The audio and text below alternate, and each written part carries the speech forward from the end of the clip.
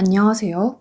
여기 있는 사연들 자주 듣고는 하는데 저에게도 이곳에 나올 만한 일이 생겨서 이렇게 사연을 보내게 되었습니다. 착하게 살면 다 보상받는다는 말이 있죠. 저는 한동안 그 말을 믿었습니다. 그래서 정직하고 바르게 살려고 했어요. 하지만 저의 그 신념은 한 여자의 장난질 때문에 완전히 무너지고 말았습니다. 저는 평범한 삶을 살고 있는 한 남자예요. 골프 용품을 판매하는 곳에서 근무하고 있지요. 사실 어떻게 보면은 평범하지 않을 수도 있어요. 아버지, 어머니께서 골프 관련 명품 매장을 정말 크게 운영하시고 그 밑에서 일을 배운다고 들어가 있는 거니까요. 다행히도 저의 어머니 아버지 부유한 재산 덕분에 딱히 돈에 쪼들려서 산 적도 없습니다. 하지만 태생이 내성적이고 소극적인 저는 주변에 재벌들이 노는 것처럼 그렇게 놀아본 적도 없어요. 저도 그렇고 집안에 다 골프하는 사람들이 모여 있다 보니까 재벌가를 많이 만날 기회가 있어요. 그들은 정말 상상 초월하게 놀거든요. 클럽에서 돈 쓰는 건 기본이에요. 그냥 몇백 정도는 현금으로 여자들한테 돌리고 그냥 여자들 사이에서 더럽게 노는 건 가장 시시하게 노는 거고 심심하면 외국 가고 쇼핑하고 그게 일상이죠. 가끔 제게 사람들이 물어요. 너는 그렇게 집안에 돈이 많은데 여자 한 번 안 꼬이냐? 너 못쏠이지? 형이 너 못쏠 탈출하게 해줄까? 강남에 제가 전화만 하면 A급 여자아이들 준비된다고 하더라고요. 참 말하는 게 참박하고 싫었어요. 그렇게 해서 정말 사랑을 느꼈어요. 저는 형과 다르게 안타깝게도 그런 놀이에 재미를 느끼지 못해요. 저는 그냥 평범한 사람이라고 생각해요. 돈 많다고 해서 펑펑 써본 적도 없고 성격도 사람들과 어울려서 노는 스타일이 아니니까요. 그렇게 사람들의 유혹을 거절하다 보니까 제 주변에 아무도 없더라고요. 형들은 전부 골프 치고 여자들 만나고 또래들은 평범한 직장 생활을 하는데 또 그들의 삶이 있다 보니까 저는 어디에도 끼지 못하는 외톨이가 되었죠. 그래도 혼자서 책 읽고 음악 듣는 것을 좋아하니까 난 이런 삶이 잘 맞아 하면서 혼자 위로를 했습니다. 그러다가 사는 게 너무나 헛헛하고 외롭더라고요. 그때 한 형님을 만나게 되었어요. 저와 가치관이 정말 비슷했습니다.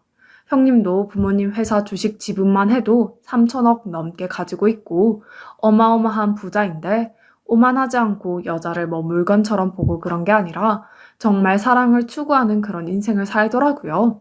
형님, 저도 형님처럼 사랑하는 여자 만나서 정말 알콩달콩 가정 꾸리면서 살고 싶어요. 제가 사는 게 맞는 방법인지 모르겠어요. 다른 또래들 전부 클럽 다니고 젊음을 원 없이 즐기고 있는 것 같은데 저는 왜 이렇게 무례할까요? 제가 놀 줄 모르는 걸까요? 형도 너랑 똑같은 기분 느꼈어. 형 아버지 부산에서 크게 일하시는 거 알지? 내가 부산에서 요트를 접했잖아. 그때 요트 타고 바다 나가면 그렇게 기분이 좋을 수가 없어. 아무도 없고 조용하고 세상에 나와 요트만 있는 기분이야. 바닷바람 맞으면 정말 행복하다. 내가 너한테 그 재미를 알려줄게. 라고 하면서 저를 데리고 형님의 요트가 있는 부산으로 간 겁니다. 업무차 부산에는 자주 왔지만 요트를 탄 적은 거의 없었어요. 아주 예전에 아는 형의 호화스러운 생일 파티에 참가했다가 여자들과 함께 요트를 탔는데 못 볼 꼴을 보고야 말아서 그 후로는 요트를 안 탔거든요. 그래서 요트에 대한 거부감이 있었는데 웬걸 형님과 함께하는 요트 투어가 너무나 행복하고 좋은 겁니다. 약간 노을이 질 때 요트를 타고 바다를 나갔는데 눈앞에 펼쳐진 노을 모습이 완전히 대박인 겁니다.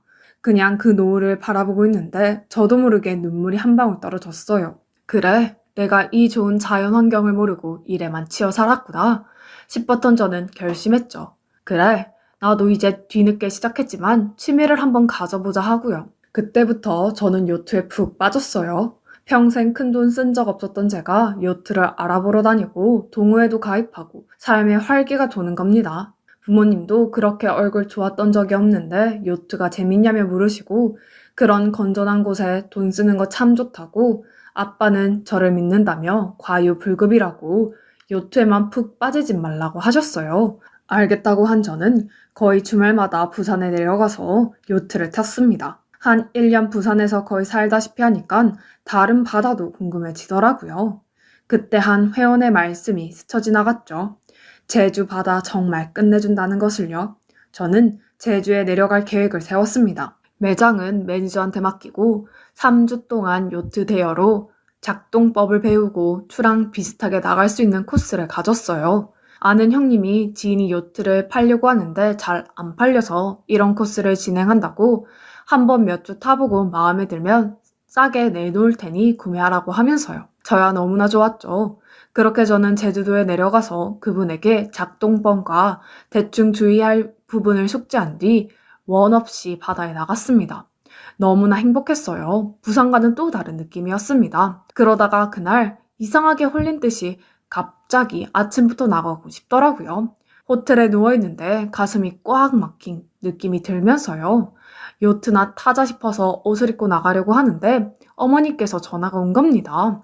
민우야, 오늘도 요트 타니? 엄마 꿈자리가 너무 사나워서 그래. 오늘은 바다에 나가지 말아라. 괜히 걱정도 되고 오늘 잠을 한숨도 못 잤어. 너 다치면 엄마 정말 못 살아. 그러니까 오늘은 엄마 말 들어. 라고 하시더라고요. 평소 같으면 부모님 말을 잘 따르던 저는 그날은 이상하게 제 뜻대로 하고 싶더라고요. 알겠어요, 엄마. 내가 이제 나이도 거의 30이 다 되어가는데 걱정하지 마. 나도 마냥 어리지 않아요. 그래도 엄마 걱정하니까 바다에 안 나갈 거고 잠깐 바람 쐬러 호텔 근처에서 운동할 거니까 걱정하지 마. 알겠지? 다음 주에 서울 올라가니까 제주도에서 사갈 거 있으면 톡으로 보내놔요. 라고 했습니다. 그리고는 바로 요트를 타러 갔어요. 제가 완전 미친 거죠. 그날따라 하늘도 맑고 파도도 잔잔하니 요트 타기 딱 좋은 상황이었죠. 그렇게 배를 몰고 어느 정도 나갔을 때 옆에 검은색 옷을 입은 해녀처럼 보이는 분들이 탄 배가 있더라고요. 여기서 물질 하는구나 싶었던 저는 그냥 그분들 보면서 이제 좀 쉬자 싶어서 배 시동을 끄고 가만히 물살에 흘러가도록 했어요. 풍덩 빠진 해녀들을 보며 신기하게 바다 아래를 내려다 보았어요. 까맣게 보이는 저 깊은 곳 속에는 뭐가 있을까? 무섭다고 생각한 그때 갑자기 숨이 안 쉬어지는 겁니다. 아무리 크게 숨을 쉬어도 숨이 폐 안으로 안 들어가는 기분이었어요. 도대체 왜 말을 안 듣는 거야? 하면서 막 가슴을 퍽퍽 쳤어요. 그때 시야가 좁아지고 현기증이 나면서 몸이 휘청이는 겁니다. 이러면 안 되지 하면서 요트 안으로 들어가려고 발걸음을 옮길 때 갑자기 울렁이는 파도가 몰아쳤고 그때 중심을 잃은 제가 요트 밖으로 바닷속으로 풍덩 빠진 거예요. 그때 숨을 못 쉬고 너무나 두려웠던 저는 몸이 굳었죠. 발버둥을 치려고 했지만 다리에 쥐가 나고 숨도 안 쉬어지니까 아무것도 못 하겠더라고요. 나 정말 이대로 죽는 건가 하는 생각과 함께 저는 의식을 잃었습니다. 까마득하게 무서웠던 그 무시무시한 바다 안으로 빨려 들어간 거였어요. 어머니 죄송해요. 제가 어머니가 말릴 때 바다에 가지 말아야 했는데 이 못난 아들을 용서해 주세요. 정말 큰 불효를 저질렀습니다. 하늘에서 제가 어머니 아버지 지켜드릴게요. 이런 생각을 했어요. 저는 제가 죽는 줄 알았습니다. 눈앞이 깜깜했고 아무것도 안 보였으니까요. 그 순간 누가 제 뺨을 때리는 듯한 기분이 들었고 그 순간 울컥하면서 제 몸에 있던 물을 뱉고 제가 눈을 떴어요. 그 순간 제 앞에 온몸에 물이 흥건하게 젖어서 검은색 해녀복을 입은 한 젊은 여자가 제게 계속 심폐소생술을 하는 겁니다. 더 뱉어내세요. 지금 물을 다 뱉어내야지 폐가 안 다친다고요. 하는 거예요. 순간 천사인가 내가 죽은 건가 싶었어요. 그 후로 몇 번이나 쿨럭대면서 물을 뱉어낸 저는 다행히 온전히 정신을 차릴 수 있게 되었어요. 무슨 일이냐고 물었죠. 그러자 그 해녀는 당신이 죽을 뻔했다고 내가 당신 발견 안 했으면 정말 저 세상 갈 뻔했다고 하는 겁니다. 그러니까 전복을 따려고 입수한 그녀가 바닷속에서 가라앉는 저를 보고 깜짝 놀라 저를 구하러 온 거예요. 저는 너무 감사하다고 갑자기 숨이 안 쉬어져서 중심을 잃고 바다에 빠진 것 같다고 하면서 꼭 보상하겠다고 그녀의 번호를 받아왔습니다. 바다가 두려웠던 저는 황급하게 서울 가는 비행기 티켓을 끊고 바로 몸을 옮겼어요. 그리고 형님께 말했죠. 바다에서 죽을 뻔했다고 이제 다시 요트 안 탄다고 죄송하다고 하면서요. 가슴을 쓸어내리고 집에 누워있는데 자꾸 그 순간이 떠오르는 겁니다. 눈을 뜬 순간 그녀가 걱정하는 눈빛으로 날 바라보고 죽어가는 나를 살린다고 온 힘을 다해서 인공호흡하던 모습이요. 왜 그런지는 모르겠는데 자꾸 그 순간을 생각할수록 심장이 뛰고 이상해지더라고요. 왜 이러지 싶었어요. 가슴이 자꾸 미친 듯이 뛰니까 정신과도 가보고 내과도 가보고 검사를 했는데 아무 이상이 없다고 하더라고요.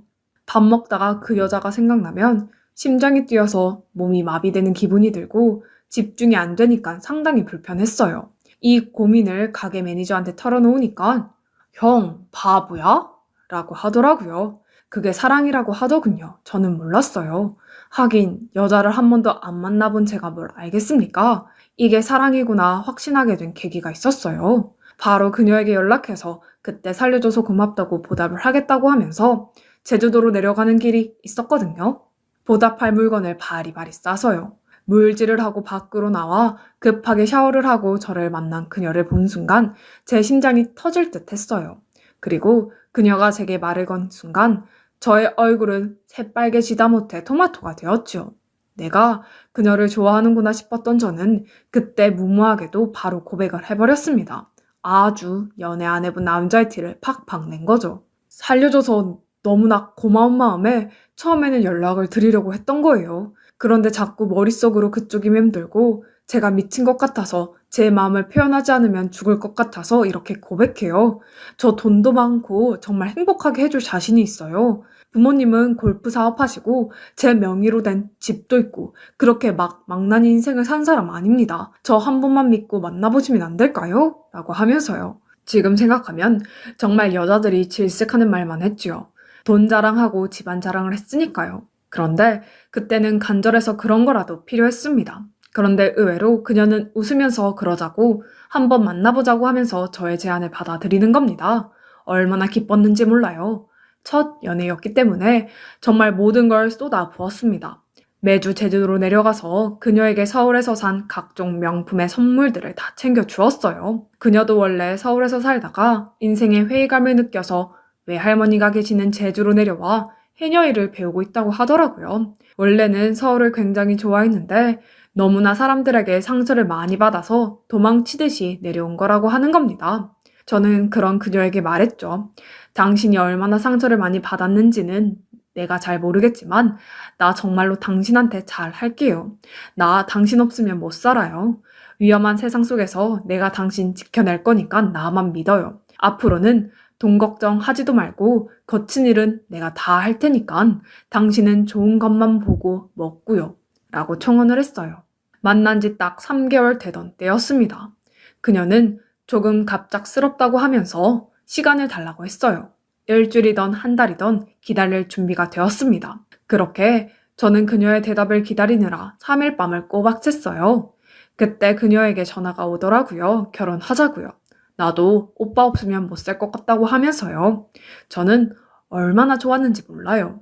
부모님은 처음에 그녀의 직업을 듣고 너무 뜬금없는 거 아니냐며 반대를 했지만 제가 강력하게 나가니까 어쩔 수 없이 그녀를 받아들였죠. 대신 혼인신고는 일단 살고 난 다음에 하라고 제게 말했죠. 저는 안 된다고 그럴 수 없다고 왜 그렇게 불안해하고 이상하게 생각하냐고 했지만 아버지께서 그때 호통을 치는 바람에 한 수 물러났고 그렇게 사랑에 빠진 저는 그녀와 초스피드 결혼에 성공했습니다. 그녀는 제주 생활을 접고 저를 따라 서울로 올라왔어요. 그녀에게 잘해주기 위해서 브랜드 아파트 최고 평수를 신혼집으로 마련해 주었고 저를 위해서 직업까지 포기한 그녀에게 카드도 줬습니다. 그렇게 누구보다 행복한 삶을 살았던 저희는 아이를 임신했어요. 결혼한 지 꼬박 2달 되었습니다. 그런데 아내 표정이 너무나 안 좋은 거예요. 자기야, 무슨 일 있어? 라고 하니까 아니야, 그냥 별일 아니야 라고 하면서 신경질을 내고 짜증을 부리더라고요. 호르몬 변화 때문에 그런 건가 싶었습니다. 그런데 결정적으로 제가 충격을 받은 사건이 있었어요. 갑자기 아내 핸드폰에 모르는 번호로 수십 통의 전화가 오는 겁니다. 그때 아내는 피곤해서 제 옆에서 자고 있었죠. 그 전화를 받으니까 한 남자가 내가 1,000만 원 보내라고 했지. 진짜 미쳤냐? 너 자꾸 그러면 내가 싹 다 엎어버린다. 라고 하더라고요. 나 이 사람 남편인데 당신 누구냐고. 누군데 내 아내한테 욕을 하냐면서 모욕죄로 고소당하고 싶냐고 말을 하니 전화를 끊는 겁니다. 어이가 없어서 다시 전화를 거니 차단을 한 건지 아예 받질 않더라고요. 소란스러운 소리가 들려오니 아내가 잠에서 깨서 무슨 일이냐고 묻더군요. 저는 자기 핸드폰에 이상한 전화가 와서 받았다고 하면서 상황을 설명하자 그 남자 뭐냐고 물으니 갑자기 아내 얼굴에서 식은땀이 나면서 어쩔 줄 몰라 하는 겁니다. 뭐야, 그러니까 왜 말도 없이 내 전화를 받아. 그게 아니라 내가 예전에 돈 빌렸었던 게 있었는데 이 말은 안 하려 했는데 서울 살 때 돈이 없어서 전 남자친구한테 1,000만 원 정도 빌렸어. 그러다가 사는 게 힘들어서 제주에 내려갔는데 내가 서울에 올라온 걸 알고 이 남자가 전화를 해서 돈 내놓으라고 하는 거야. 라고 하더라고요. 자기야, 나한테 그런 걸 왜 말을 안 했어? 1,000만 원? 그게 그렇게 큰 돈도 아닌데 왜 혼자 마음고생을 한 거야? 내가 자기 통장으로 1,000만 원 지금 보낼 테니까 그 남자한테 줘. 그리고 다시는 연락하지 말라고 해. 태교하기도 바쁜데 그동안 이것 때문에 얼굴이 상한 거였구나. 하면서 쌓였던 오해를 풀었어요. 저는 그때까지만 해도 아내가 나한테 피해주기 싫어서 이런 사실을 말하지 않았구나 싶었습니다. 그렇게 다시 평화로운 분위기가 형성되었고 시간이 흘러 아내의 배는 만삭이 되었어요. 저는 하루하루 살 얼음판을 걷는 듯 했죠. 그러다가 아내는 진통이 시작되었고 예정일보다 몇 주 일찍 나오게 된 거였어요. 아내는 갑자기 제게 그러더라고요. 당신 회사가 나 혼자 수술할 수 있어. 라고 하면서요. 그게 무슨 소리냐고 아내가 술산을 하는데 회사가 뭐가 중요하냐고 하니까 막 소리를 지르는 겁니다. 그냥 내가 낳겠다고 당신 일 보라고 라고요. 저는 아내가 미친 줄 알았죠. 아니면 너무 고통스러워서 일부러 그러는 줄 알았어요. 나는 당신 곁을 지킬 거라고 우기면서 아내를 구급차에 태우고 병실에 갔어요. 그 순간 5만 가지 생각이 다 들었죠. 아니 왜 내가 병원에 동행하는 것을 반대하는 거지? 이 상황은 뭐지? 하면서요. 그런 시간도 잠시 아내의 자궁문이 열리면서 본격적인 출산이 시작되었죠. 밖에서 발을 동동 구리고 있을 때 아이가 나왔어요. 그런데 간호사가 나와서 하는 말이 남편분 되시나요? 아이가 태어나긴 했는데 아내분께서 탯줄을 자르게 하지 말아달라고 의사 선생님이 잘라달라고 일단 남편을 절대로 들여보내지 말라고 하시는데 어떻게 할까요? 라고 하더라고요. 저는 그게 무슨 뚱딴지 같은 소리냐고 하면서 아빠가 탯줄을 잘라야 하는 거 아니냐고 하면서 출산실을 들어간 순간 안에 있던 간호사들과 의사가 저를 쳐다보더라고요. 무슨 일이지 싶었던 저는 아이를 본 순간 기절을 하는 줄 알았습니다. 제 아이가 아니었습니다. 한국인이 아니었어요. 아내는 고개를 돌리고 저를 안 보고 있더라고요. 간호사는 탯줄을 들고 어찌할 바를 모르고 있었고 의사는 상황을 파악한 순간 저 대신 탯줄을 잘랐죠. 저는 그때 정신을 잃었어요. 아내에게 소리쳤습니다. 당신 어떻게 된 거야? 라고요. 아수라장이 되었고 난리가 나니까 밖에 있던 가족들이 사태 파악을 하고 저를 밖으로 끌어내었어요. 어머니도 이게 무슨 일이냐고 하셨고 일단 며느리가 회복한 뒤에 이야기를 하자고 했죠. 저는 화를 참을 수가 없었습니다. 그리고 아내가 정신을 차린 뒤 저는 충격적인 이야기를 듣고 말았죠. 아내는 서울살이에 지쳐서 제주도로 내려간 게 아니라 서울 강남 술집에서 몸을 파는 일을 하다가 단속반에 3번이나 걸려서 벌금형 징역형에 집행유예 그리고 3번의 형을 받고 그 바닥에 쫙 소문이 나서 제주도로 거의 도피하다시피 간 거였어요. 한 달에 몇 천만 원씩 벌다가 편의점 아르바이트를 하려니 도저히 손에 안 잡힌 아내는 그나마 돈을 많이 벌 수 있다고 생각한 해녀 일을 시작한 거죠. 그때 저를 운명처럼 만났고 돈 많은 저를 잡으려고 그렇게 깨끗한 척 아무것도 모르는 척 튕긴 것 같습니다. 아내는 저와 결혼 후에도 그 씀씀이를 버리지 못하고 제가 준 카드 한도를 넘어서 더 쓰고 싶었기에 예전에 일했 가게 포주에게 연락을 했나 봐요. 돈 1,000만 원만 빌려달라고요. 나머지는 내가 남편 돈으로 갚는다고 하면서요. 그런데 한 달 이내로 주기로 한 1,000만 원을 3달, 4달이 지나도 안 주고 아예 연락도 안 받으니까 그 포주라는 사람이 화가 나서 아내에게 전화로 욕을 한 거였죠. 너 감옥 가고 더러운 짓 한 과거 다 알리겠다고 하면서요. 아내는 갑자기 1,000만 원을 갚을 돈이 없으니까 자기 정체를 잘 모르는 외국인을 상대로 그 짓을 한 거였어요. 그렇게 외국 아이가 태어날지 내 아이가 태어날지 안절부절한 상태에서 와이프는 결혼 생활을 한 거였어요. 아무것도 몰랐던 저는 아내가 한 말에 의심 없이 넘어갔고 1,000만 원까지 보내주고 완전 호구짓을 한 거였어요. 이 사건을 어떻게 할지 몰랐죠. 어머니는 제게 그러시더라고요. 엄마 아빠가 봤을 때 너가 데려온 며느리가 보통 아이가 아닌 것처럼 보였어. 그래서 목숨 걸고 네 결혼 막은 거야. 근데 네가 고집을 피우니까 혼인신고하지 말라고 한 거고. 이제는 미련 없이 그 며느리와 헤어져라. 그냥 똥 밟았다고 생각해. 라고 하시더라고요. 네, 저는 똥을 밟았습니다. 화가 난 저는 아내에게 정신적 피해보상 소송을 걸려고 했어요. 그런데 그렇게 되면 아내가 아이를 포기할 것 같았습니다. 내 아이는 아니었지만 소중한 생명이었기 때문에 서약을 했죠. 민사소송을 안 거는 대신에 아이를 보육원에 버리지 말고 미혼모로서 끝까지 책임지라고 하면서요. 아내는 미안하다고, 정말 이럴 의도가 아니었다고, 당신을 사랑한 것은 진심이었다고 하며 사죄를 하며 용서를 빌었죠. 저는 마음이 찢어질 듯이 아팠지만 그래도 내 목숨을 살려준 그녀였기 때문에 이 정도 선에서 끝냈습니다. 그 후 그녀는 아이를 데리고 외할머니가 계신 제주도로 다시 내려가 미혼모의 삶을 살더라고요. 나중에 알게 된 이야기로는 외할머니께서도 외국 아이가 갑자기 손주로 나타나니 여간 당황한 게 아니라고 하셨는데 나중에는 받아들이고 아이를 위해 다들 노력하고 있다고 하더라고요.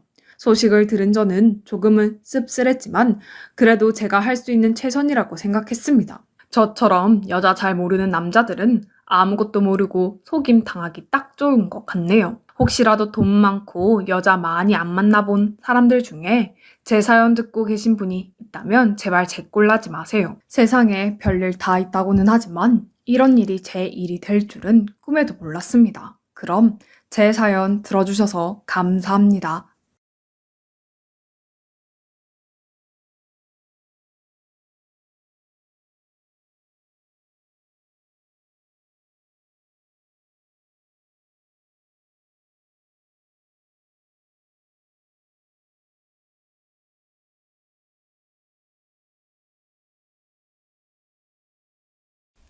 안녕하세요. 저는 60대 중반의 여성입니다. 그동안 누구에게도 말하기 힘들었던 짐승 같은 아들놈의 이야기를 여기에서 한탄하고 싶습니다. 남들에게 이야기하면 모든 죄가 자식 가진 부모인 제가 잘못 키워서라고 하는데 참 눈물이 나네요. 저는 어릴 적부터 정말 찢어지게 가난한 집에서 태어났습니다. 딸이라며 공부는 무슨이라는 생각을 가진 아버지와 평소 거들먹거리는 건달짓을 하는 오빠가 있었죠. 그런 오빠라도 집안의 장남이니 기둥이라면서 어릴 적 공장에서 일하면서 오빠의 노름돈이나 채워줘야 했던 제 인생이 너무나도 싫었습니다. 그러다 아버지께서는 제가 고등학생 시절 간암으로 돌아가셨고 그 뒤로 얼마 지나지 않아 엄마는 재혼을 하여 저와 오빠는 천덕꾸러기처럼 버려졌습니다. 그 뒤로 오빠는 자기도 모르겠다며 자신이 그동안 모은 돈의 일부를 저에게 주고는 어디론가 그냥 사라져버렸고 저는 그 돈으로 친척 집에서 눈치를 보며 지내다 20살이 되자마자 어디 팔려가다시피 공장에 숙식을 하며 지내게 되었어요. 그러다 지금의 남편이자 아이 아빠를 만나게 되었죠. 저보다 10살이나 많았지만 누구보다 성실하고 말이 없던 그 남자는 저에게 유독 잘 챙겨주었고 그걸로 인연이 되어 서로 사랑에 빠지게 되었고요. 남편 집에 시집 갈 때는 고아나 다를 바 없는 며느리가 들어온다며 극구 반대하시던 시부모님의 반대를 무릅쓰고 결혼까지 하게 되었어요. 남편은 결혼 후에도 성실하게 공장을 다니는 일을 했고 저는 임신을 하여 첫째 아들을 낳고 여기저기 파출부 일부터 식당 일까지 다 했습니다. 아이는 식당 주방 한 구석에 있는 직원 휴게실에 놔두며 일하던 젊은 날이 참 어제 같네요. 그렇게 하루하루를 매일 몸이 부서져라 일을 하고 살았지만 그래도 저에게는 저를 사랑해주는 남편이 있었고 눈에 넣어도 아프지 않은 아들이 있었기에 하루하루가 정말 행복했습니다. 적어도 유년 시절보다는 희망이라는 걸 가지면서 살 수가 있었으니까요. 그렇게 열심히 살다 보니 저희도 드디어 저축을 할 수 있게 되었고 어느덧 대출을 낀 채로 집을 살 수가 있게 되었습니다. 돈 한 푼 쓰지 않고 정말 열심히 살았어요. 저희가 할 줄 아는 것은 누구보다 열심히 일해서 모은 돈을 은행에 저축하고 집을 사는 게 목적이었고 그렇게 12년이라는 시간은 저희에게 그 꿈을 이루어주기 시작했습니다. 아직도 제 인생의 첫 번째 집을 사던 날이 기억이 나네요. 그렇게 모든 게 순조로워질 줄만 알았던 제 생활에 행복 나날들이 깨져버린 건 남편이 주식에 손을 대면서였습니다. 항상 성실하고 열심히 살았던 남편이 어느 날 술에 잔뜩 취해서는 집에 들어오더군요. 그러면서 갑자기 제 앞에 와서 무릎을 꿇으면서 미안하다고 하는 겁니다. 알고 봤더니 소액으로 시작한 주식으로 돈을 조금 벌게 되어 맛을 들인 남편이 집을 담보로 대출을 받아서 그 엄청난 돈들을 모조리 다 날렸다네요. 아, 어쩌겠습니까. 애들 아빠인데. 저도 그동안 10년 넘던 세월들이 마음에 걸리고 가슴이 아팠지만 이번 일을 제외하고서는 남편이 사고를 친 적도 한 번도 없었기에 일단 알겠다고 말했습니다. 그렇게 살고 있던 집을 팔고 다시 전세방을 잡아 대출금을 갚아가는 시간을 보낼 무렵 남편이 또 주식에 손을 댔습니다. 그때부터 남편은 투자가 아닌 도박을 하는 것 마냥 눈이 빨개져서는 오늘 자기가 번 돈이 500만 원이나 된다며 이대로만 몇 번만 더 하면 본전도 찾고 집도 다시 되찾고 할 거라며 큰 소리를 치더군요. 저는 그래서 500만 원이라도 어디냐며 이제 그만하라고 하자 남편은 아무것도 모르면서 네가 뭘 안다고 참견하냐며 그동안 제 의견은 무시하지도 않던 그 남자가 도박 중독이 된 것 마냥 저를 무시하기 시작하더니 다시 1,000만 원이란 빚이 생겼죠. 그 뒤로 이건 정말 아닌 것 같아서 남편에게 이혼을 하자고 말하며 짐을 가지고 나가려고 하였으나 이제 중학생이 된 제 딸과 고등학생인 아들이 서로 울면서 가지 말라고 말렸고 남편도 각서까지 쓰면서 제 앞에 무릎을 꿇고 빌었습니다. 결국 주변의 만류에 못 이겨 이혼을 하지 않았고 그 뒤로 남편은 주식은 손도 안 대고 평생을 빚을 갚으면서 살았어요. 그러다 보니 저희 아이들한테 해주고 싶었던 것들도 못 해줬습니다. 갚아도 줄어들지 않는 빚부터 갚아나가야 했기 때문이죠. 거기다가 엎친 데 덮친 격으로 저희가 남편이 진빚 때문에 팔아야 했던 그 집은 개발구역이 들어가면서 어마어마하게 집값이 올라갔다며 남편의 그런 한탄하는 걸 듣고도 넘겨야 했었죠. 저희 둘째 딸아이가 20살이 될 무렵 그나마 모은 돈의 빚을 좀 더 내서 음식 가게를 차리게 되었습니다. 그러자 첫째 아들이 자신이 그동안 모았던 돈이라고 엄마 가게에 보태라고는 2천만 원이나 되는 거금을 저에게 주더군요. 아들은 20살이 되자마자 대학도 안 가고 배달이며 대리운전이며 돈이 되는 건 닥치는 대로 하고 살았거든요. 그런 아들이 준 돈 덕분에 가게를 수월하게 자리 잡을 수 있게 되었고 그 미안함을 갚고자 매달 돈이 나오는 부분의 일정 부분을 아들에게 나눠주기 시작했습니다.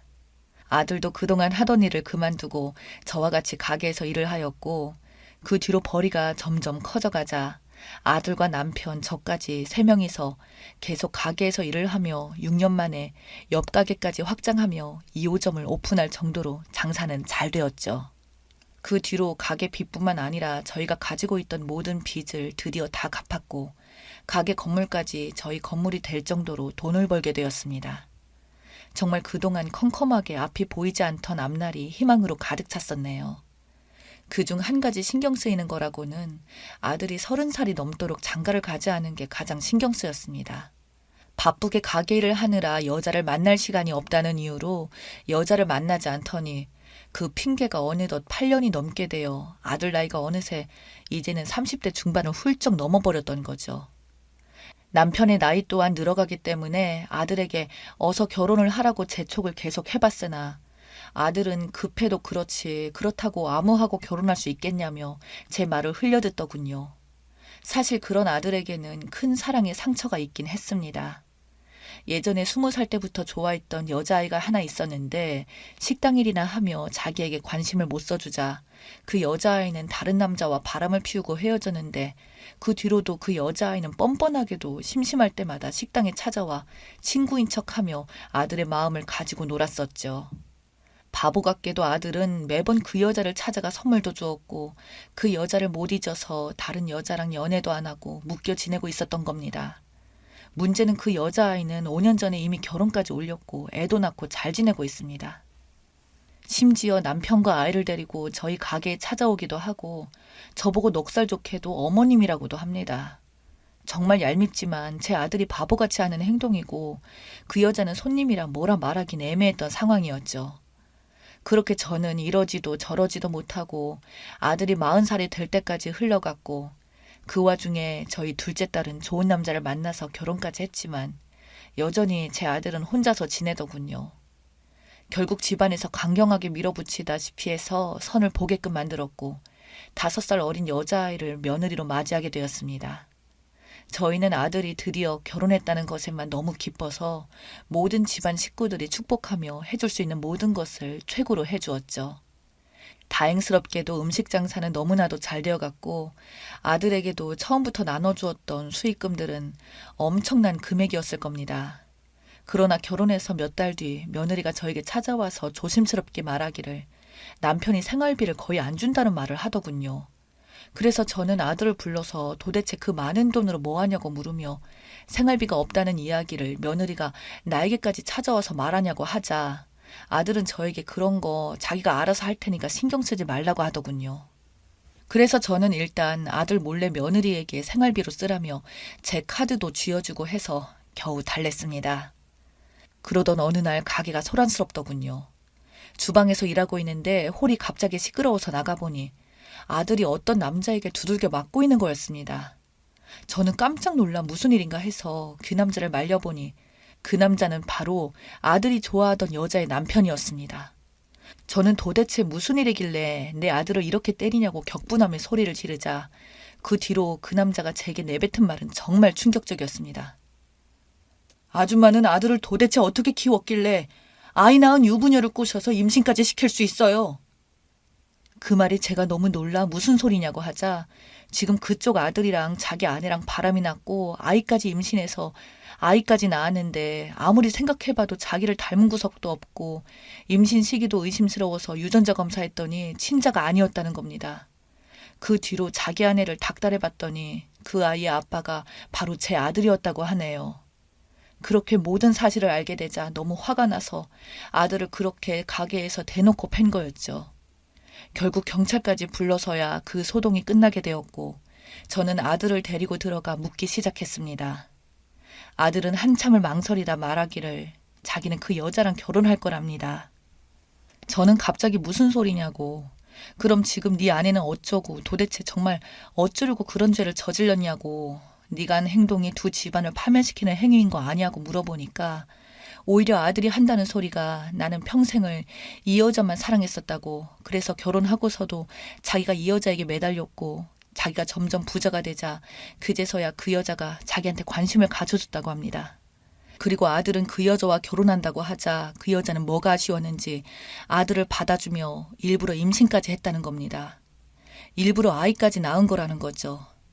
그 말에 옆에서 조용히 듣고 있던 남편조차도 너무 화가 나 아들을 사정없이 때리며 그 망할 여자는 너를 사랑한 게 아니라 네 돈을 사랑한 거라며 여태 지금까지 얼마나 그 애에게 퍼줬냐고 그런 여자 만나서 참으로 너의 인생이 행복해질 것 같냐고 그리고 지금 너의 아내이자 우리 며느리는 뭐가 되냐고 그러자 아들은 그런 거 다 필요 없다며 제가 언제 결혼하고 싶다고 했냐고 저는 하기 싫었는데 억지로 결혼시킨 거 아니냐며 오히려 아들이 남편에게 소리 지르며 대드는 바람에 남편은 너무 충격을 먹었는지 그 자리에서 분노에 차 씩씩거리다가 쓰러졌고 결국 그게 화근이 되어 병원에 입원했다가 세상을 떠났습니다. 한순간에 집안 자체가 풍비박산이 나게 되었습니다. 아들은 상간남이 되었고 어떻게 보면 남편을 죽인 페류나이기도 했고 며느리에겐 바람 피운 남편이 되었으니까요. 그 뒤로 남편의 장례식장에 나타난 아들을 제 딸아이가 보자마자 달려들더니 야, 이 짐승만도 못한 쓰레기야. 여기가 어디라고 네가 찾아와? 당장 여기서 나가. 라고 하자 아들은 눈물 한 방울 안 흘리고 남편의 사진만 쳐다보다 나가버리더군요. 결국 아빠 발인조차 하지 않고 그 불려우 같은 여자와 사라졌습니다.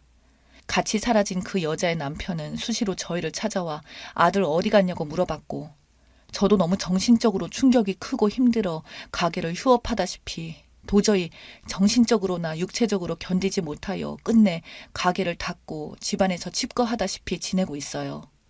그런 제가 걱정이 되었는지 수시로 딸이 찾아와서는 짐승 같은 아들은 이제 잊어버리라고. 하지만 그래도 어미라는 게 무엇인지 하루에도 수시로 아들 생각이 나네요. 혹시나 그 불려시 같은 여자에게 또 어떠한 계략에 말려서 어떻게 된 건 아닌지, 나중에 돈 다 떨어지면 버려질 텐데 온갖 생각들이 들지만 누구한테도 말할 수 없습니다. 제 3자가 봤을 때도 누가 봤을 때도 일단 제 아들은 짐승 같은 죄인이니까요. 그리고 아들의 며느리에게는 아들 대신에 위자료와 혼수 비용 일체를 전부 부담해서 돌려주었고 이제 저에게는 아무런 희망이 없어요.